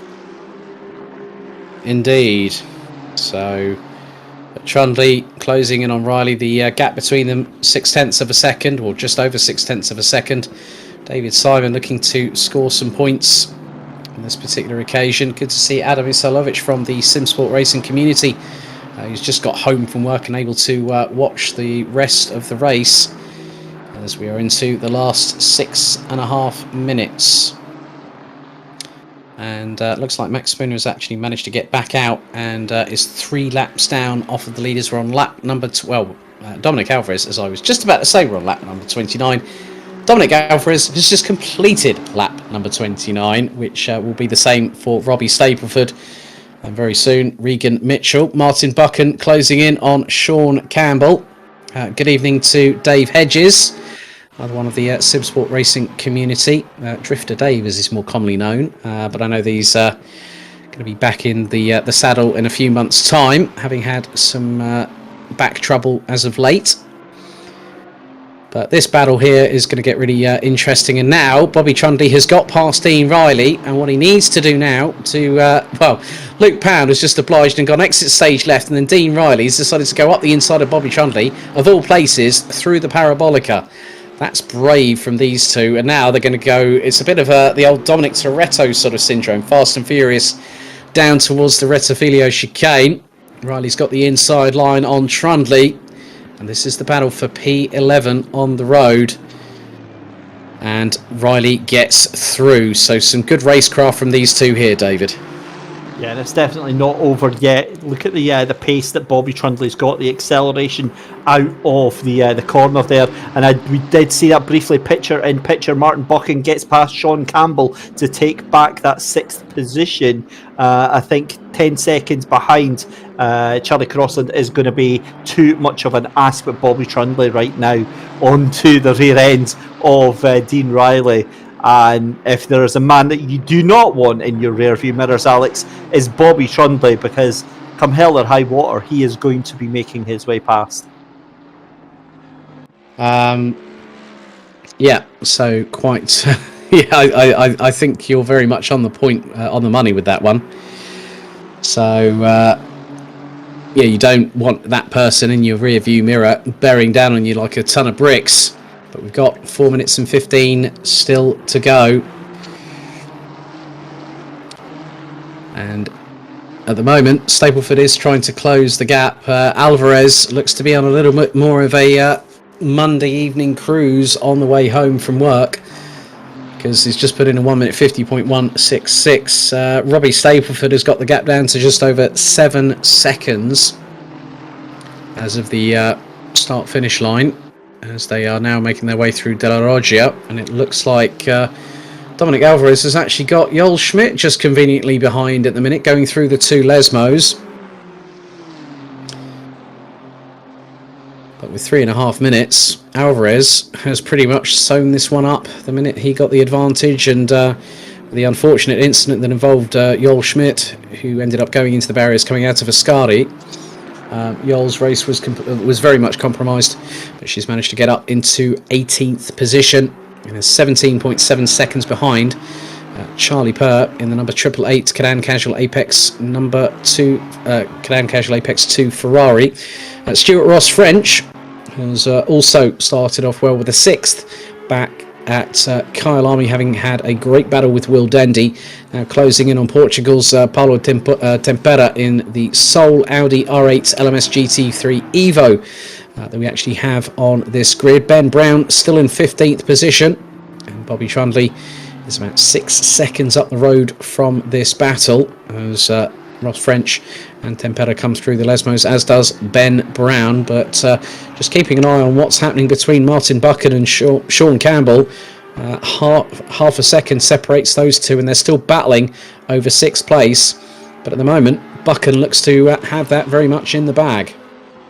Yeah, it really does, and I think I'm having a look at the leader here of Dominic Alvarez, and something's happened this past couple of laps, because Dominic Alvarez, his lap 2 laps ago was 150. He did a 149.1 there, and that's about 3 tenths slower than the car behind him, given there's only 2 minutes left to go. It's not a massive deal. But 6.3 seconds.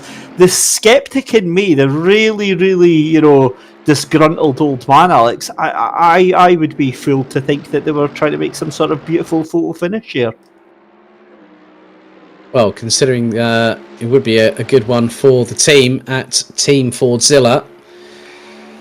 And there is Stapleford in the background as Alvarez and Goldschmidt come through, shot into the Ascari.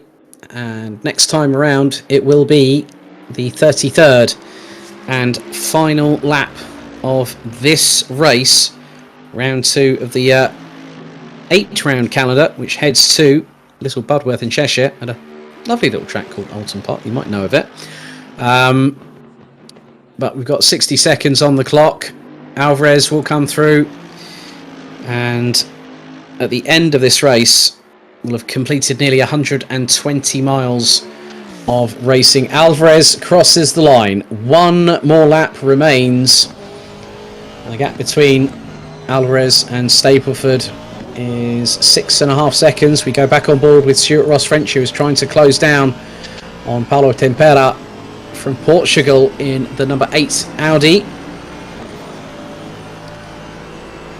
We still do have 26 out of the 28 drivers there. You can see picture in picture Dominic Alvarez and Goldschmidt going through the Cova Grande as Stuart Ross French exits the Ascari chicane and heads down towards Parabolica. Regan Mitchell has done a pretty good job to bring it home in third place as the timer is fast approaching its inevitable conclusion of ticking down 2-0. And there we go. Checkered will be out this time around as Stuart Ross French gets a great run on Paolo Tempera. And just up ahead, Bobby Trundy. Is that Bobby Trundy ahead? No, that could be Luke Pound, possibly. As Tempera has the run going into the Rettifilo chicane, but the leader now making his way through Ascari. And this is going to be rather interesting because things will be a lot tighter at the top, because Dominic Alvarez didn't have the greatest run of luck at Kyalami 4 weeks ago, but the number 510 has made it count, made it work here tonight, and has put the perfect strategy in place. Checkered flag awaits two different winners from two different races. Dominic Alvarez, accompanied by Goldschmidt, across the line, takes the checkered flag, and this now will help Team Fordzilla Blue. Robbie Stapleford, substituting for Nick Foster this week, takes second position. Regan Mitchell rounds out the top three, having started in this very position an hour ago. Kieran Vidago brings another one home for Simsport Racing. Charlie Crossland for Team Fordzilla Blue this means provisionally Team Fordzilla Blue will now take the lead in the standings. Martin Buchan on his season 3 debut. He was at the 19th hole 4 weeks ago. He wasn't tonight. P6. Good work from Sean Campbell. Another now a top 7 finish, along with the top 3 for the 88 from Divario Corsa. Mark Neutelings on his eTeam BRIT GT Challenge debut takes P9. David Simon rounds out the top 10. Dean Riley takes 11th. Bobby Trundy 12th. Paolo Tempera pips Stuart Ross French to 13th place. At the end of it all, Ben Brown takes 15th with Hamish Eisner. And then we've got Charlie Purr. Joel Schmidt she'll finish down in 18th position after what drama she suffered earlier in the race. Bradley Brockies, Tim Lane, Chris Wilson, Michael Tyler, Daniel Hyde, James Hall, Luke Pound, and Max Spooner being the last of the drivers to take the checkered, with an unfortunate DNF for Will Dendy. And Rich Smith's race really didn't get running at all, and didn't even get past the start-finish line after the initial turnaround. But David, a very interesting strategic race here at Monza, and it really does set the scene for when we go to Oulton Park in just 4 weeks. It really does. And Dominic Alvarez, the strategy masterclass tonight, just go fast. That was it. That was all he had to worry about tonight. In all honesty, though, Robbie Stapleford was no slouch either. He threw everything that he possibly could to try and keep with Alvarez, but it just wasn't enough. And, fair play to Stapleford to come in as a super sub on this round and really, really show what for. But for me, I'm delighted to see third place for Regan Mitchell. I was, going on about how strongly I believed in Regan's performance before the season started. But after that horrible incident into turn 1 that could have completely ended his race, he kept on going, got that third place out of it, and yeah, well done to him. And of course, as much as I love to take the mick out of him, huge well done for Martin Buchan. 6th place there, good points, and we move on to Oulton. Okay, we're going to get some driver interviews. Let's bring in the super sub himself, shall we? Let's bring in Robbie Stapleford, deputising for Nick Foster here this very week. So let's see if we can bring Robbie in. Well, Robbie Stapleford, that was a great performance. You come in, substitute for Nick Foster, you qualify P4 with 45 kilos of ballast, and you get second at the end of the race. Well done. Thank you, Alex. Yeah, really good race. Before the pit stop, it was really good racing with Regan, and then unfortunately had the incident after the pit stop, so probably would have carried on even longer. But yeah, good to finish P2, show Zansho some good results as well, so yeah, good. Obviously, being linked with the Season 1 champions isn't a bad thing at all. So yeah, I mean, it was just about just keeping your cool and keeping your nose clean, wasn't it? Yeah, definitely. Just keeping it clean and then letting the incidents happen. I made a mistake in the first corner, which came together a bit with Regan, but yeah, it wasn't massive. David, have you got anything to ask Robbie at all? Yeah, just Robbie, a brilliant night tonight where you stepped in, obviously for Nick, who's not with us. But I mean, do you think there's anything more you could have put on the table to catch Alvarez? Because you know he was absolutely away, and in that second half after the pit stop, the times were starting to come down a little bit. There's probably a bit more I could have done, but with this ballast, it just losing top end, losing pretty much everywhere. So probably if I had 0 kilos or a little bit less ballast, probably could have pressured him then. But yeah, I think I did the best I could. And finally, are we getting to see you on any of the remaining races for the season? Lee, we'll have to see. Looking forward to it. Alex, back to you. Well, Robbie, well done tonight. Congratulations. Some points in the bag for Zansho Simpsort, which I'm sure they will appreciate, and hopefully we'll see you at some point later on this season. Well done. Yeah, cheers, Alex. Cheers, guys. Well, David, I'll now hand over to you, and let's see if we can bring in our third place driver, Mr. Regan Mitchell. Excellent stuff. So as we said, we'll give it a second and get Regan Mitchell in here after having a chat with Robbie. But Regan, good evening. Welcome after a fantastic third place. Firstly, are your nerves okay after that turn 1 incident? Yeah, they're alright. It wasn't too bad because I spun 360 degrees and just turned the engine back on halfway around, was ready to go. But yeah, it was a shame because I think I could have had a really good go at second place. Did you have any warning of it at all, or did you just get absolutely No, smashed from nowhere? Just completely gone. I didn't see him coming or anything. But I mean, obviously, joking aside, you were able to recover from that, and a third place is a strong performance. Is there anything else that you could have given out today because you had some good pace on the first sort of 5-10 minutes? Well, I can't. After the accident, I can't say. I was always going to fight more, but as far as quality and race pace is concerned, that's pretty much where I was. After the accident, I was really lucky. I only had light front damage, and it made the car way nicer to drive, safer, but I just couldn't get the time out of it anymore. So that was my race for second over.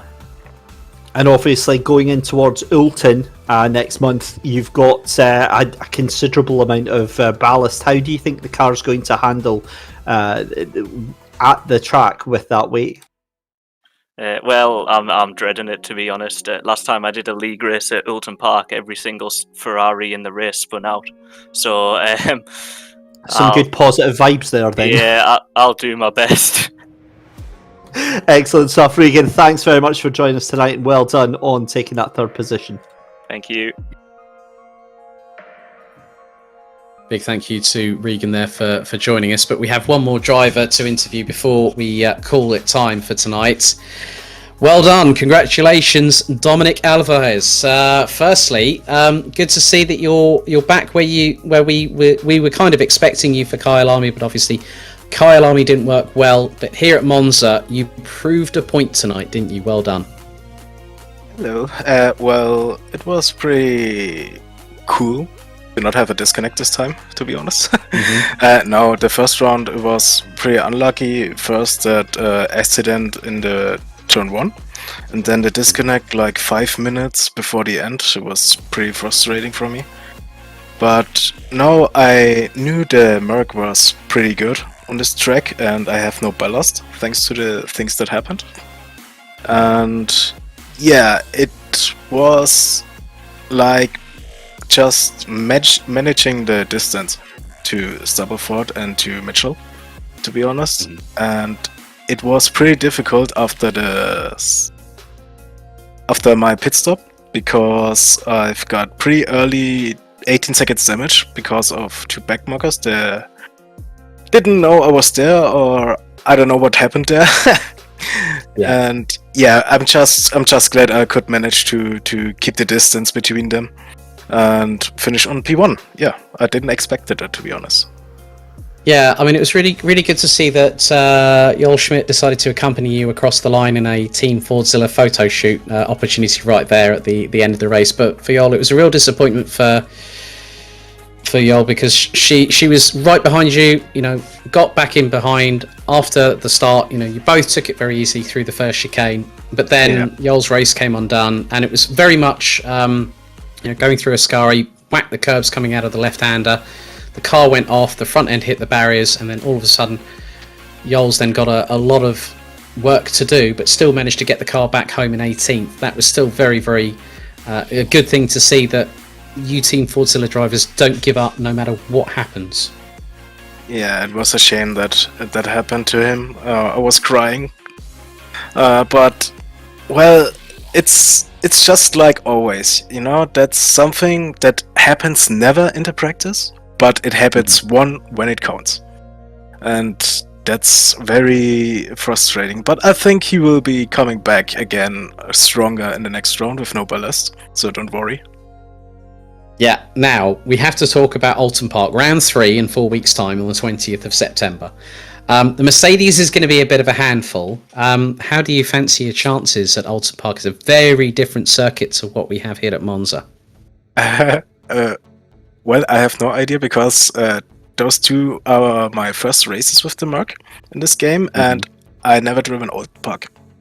So, my chances, I think, should be somewhere in the top 10, I hope, with all the ballast. And if I get lucky to not get into any carnages or so, that should be my goal, the top 10 for the next round. Okay, really, really good to hear that, Dominic. As well as winning the race, you also posted the fastest lap. So on behalf of the eTeam BRIT GT Challenge, we'd like to say many congratulations, because you have won a bottle of Copperfield London Dry Gin, and you also will get a pair of IMB Racewear eTeam BRIT racing gloves on its way to you. So well done tonight, and congratulations. Ooh, thank you. I can't wait for that. There we go. Dominic Alvarez, our round 2 winner here at Monza. And David, just really to close things off, 4 weeks' time, we head to a circuit that you and I have both been to, we both love, deep in the heart of Cheshire, OULTON Park. It's going to be rather interesting, isn't it? Yeah, it really is. It's a brilliant challenge. It's such a unique circuit. The camber changes, the Shell Oil hairpin. It's so many difficult corners, and you get 30 GT3 cars into there. It's a recipe for excitement for sure. So you're definitely not going to want to miss that one. So if you are on the Assetto Corsa Competizione platform and you have a rig and you want to get involved, you can head to the link in the chat where you can actually go to gridfinder.com and join the grid for the remainder of the season. That is it from us here tonight at the Temple of Speed, Autodromo Nazionale di Monza, with myself, Alex Goldschmidt, and David Christie, your official commentators. Thank you very much for watching. We'll see you in 4 weeks' time as we head to OULTON Park for round 3. Take care. See you soon. Good night.